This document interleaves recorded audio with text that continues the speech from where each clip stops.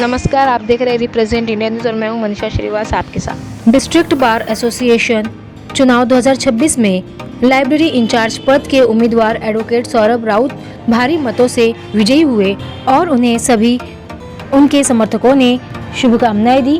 साथ ही एडवोकेट सौरभ राउत ने अपनी जीत पर रिप्रेजेंट इंडिया न्यूज़ से बात करते हुए अपनी प्रतिक्रिया दी। तो आइए देखते हैं हमारे रिप्रेजेंट इंडिया न्यूज़ की यह खास रिपोर्ट।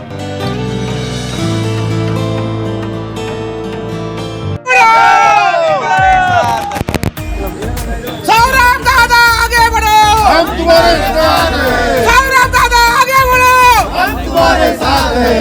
एकच दादा, सौरभ दादा, एकच वादा सौरभ दादा।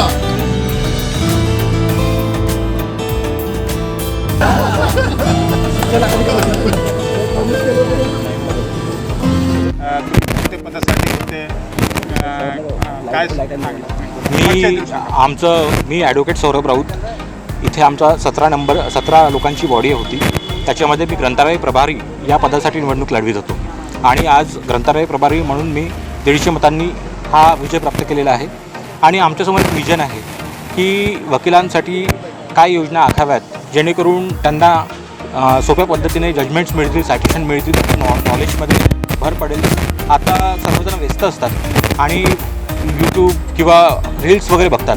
त्या रील्सच्या माध्यमातून म्हणजे रील्स आपल्या जजमेंटच्या माध्यमातून ते रील्स उपलब्ध होतील जेणेकरून एखाद्या वेळेस फावला वेळ असेल किंवा वकील साहेब गाडी चालवत असतील तेव्हा त्या रील्स त्यांना बघता येतील आणि आपल्या ज्ञानामध्ये भर पडेल। सुप्रीम कोर्टची म्हणा किंवा हायकोर्टची जजमेंट त्यांना वाचता येतील आणि सोप्या पद्धतीने ते समजावून सांगतील। या सिनियरसाठी सुद्धा आम्ही या योजना अंमलबजावणी करणार आहोत। त्याचप्रमाणे लायब्ररीचं इन्फ्रास्ट्रक्चर कसं वाढेल त्याच्यासाठी आम्ही प्रयत्न करणार आहोत। लायब्ररी ही आकाराने आमची फार छोटी आहे आणि आता आपण जर बघत असाल तर MPSC UPSC करणारे विद्यार्थ्यांनी लायब्ररी इतर भरलेले असतात। आमचं विजन आहे की ही लायब्ररी 1000-2000 लोकांसाठी बनायला पाहिजे असं आम्ही प्रयत्न करणार आहोत आणि ॲक्सेस आम्ही बाहेरच्या लोकांनासुद्धा त्या लायब्ररीमध्ये देणार आहोत जेणेकरून सर्वांचं त्याच्यामध्ये भलं होईल। MPSCच्या UPSCच्या विद्यार्थ्यांनासुद्धा त्या आमच्या लायब्ररीमध्ये बसून अभ्यास करता येईल आणि मार्गदर्शनसुद्धा आमच्या वकिलांकडनं आम्ही त्यांना पण देऊ आणि आमच्या ज्युनियर्स वकिलांना पण आम्ही मार्गदर्शन शिबिरे आयोजित करू। जिल्हा न्यायालयामध्ये लायब्ररीची जागा खूप छोटी पडत आहे, त्यासाठी काही उपाययोजना करणार की मोठी करणार वगैरे आपण? हाच मोठी करणार आहोत, उपाययोजना आम्ही आखणार आहोत। आमचं विजन तेच आहे। ऑनलाईन आजकाल सॉफ्टवेअर्स येतात, कम्प्युटर्सची गरज आहे, त्या कम्प्युटर्समध्ये ऑनलाईन सॉफ्टवेअर्स टाकू जेणेकरून लोकांना ऑनलाईन पुस्तकं वाचता येतील।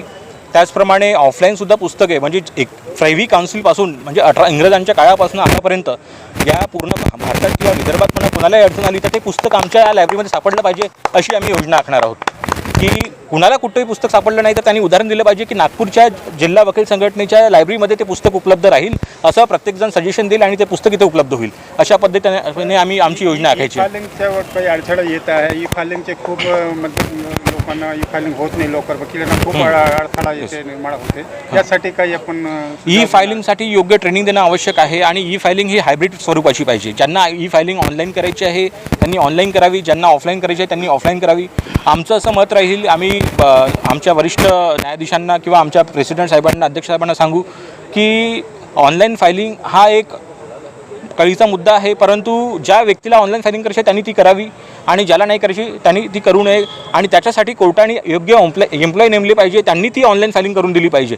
हे काम आमचं नाही, जसं अर्ज आम्ही करतो त्याच्यामुळे फार टाईमपास होतो, दिवसभराचा वेळ वाया जातो, त्याच्यामुळे वकिलांना नाहक त्रास, पक्षकारांनासुद्धा नाहक त्रास सहन करावा लागतो। तर त्याच्यामुळे ही ऑनलाईन फायलिंग जी आहे ही बंद करण्यात तर येऊ नये असं मी म्हणणार नाही, कारण की ऑनलाईन आम्हाला आर्ग्युमेंटसुद्धा करता येतं, इवन हायकोर्टलासुद्धा आम्हाला ऑनलाईन घरबसल्या आर्ग्युमेंट करता येतं, पण ती बंद करू नये। परंतु ज्या वकील साहेबांना ती योग्य वाटत नाही तर त्यांना ती फिजिकल फायलिंग ॲक्सेप्ट करण्यात यावी याच्यासाठी आमची योजना राहील। आज तुम्ही निवडून आले आहे, आपले वकील बंधूंना काय बोलणार आहे? वकील बंधूंना सांगेल की आम्ही सर्वांसाठीच निवडून आलेलो आहोत।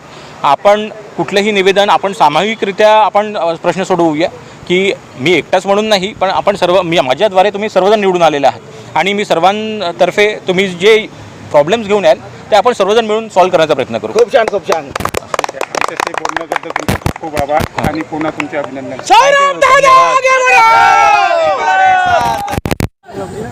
सौरभ दादा आगे बढ़ो, हम तुम्हारे साथ हैं। सौरभ दादा आगे बढ़ो, हम तुम्हारे साथ हैं। एकच दादा, सौरभ दादा, एकच वादा सौरभ दादा।